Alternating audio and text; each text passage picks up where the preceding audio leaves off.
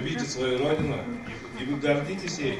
Ученикам 171-й школы Казани наставление дает Валерий Тигр. Это не позывной, как сразу подумали ребята. После знакомства поняли, фамилия обязывает быть лидером во всем. Он успешный предприниматель из Набережных Челнов. Сейчас все свое время посвящает помощи мобилизованным, добровольцам и их семьям.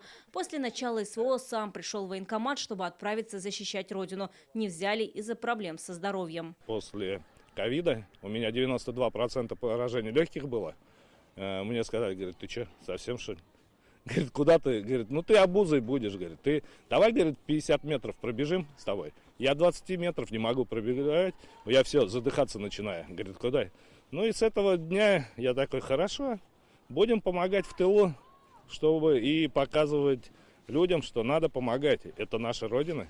Это наши ребята. Валерия поддерживает его любимая и две дочери. У мужчины свой автосервис, знает все о машинах, поэтому и для ребят закупает автомобили. На вырученные деньги мы покупаем это все.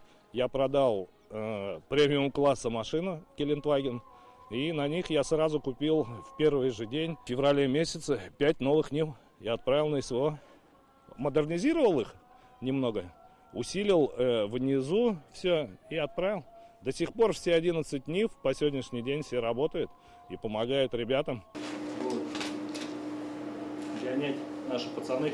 Покупают не только машины, но и мотоциклы. Они необходимы, чтобы угнаться за дронами, говорит Валерий. Этот питбайк они приобрели для военнослужащего с позывным «Барс». Мы, наверное, где-то в районе месяца искали и вот нашли вот этот подходящий самый.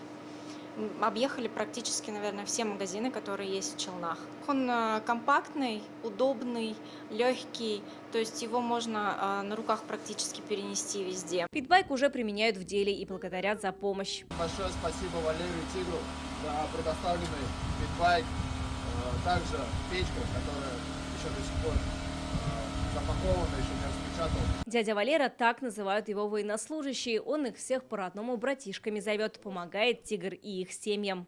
Дом помогли, забор помогли поднять.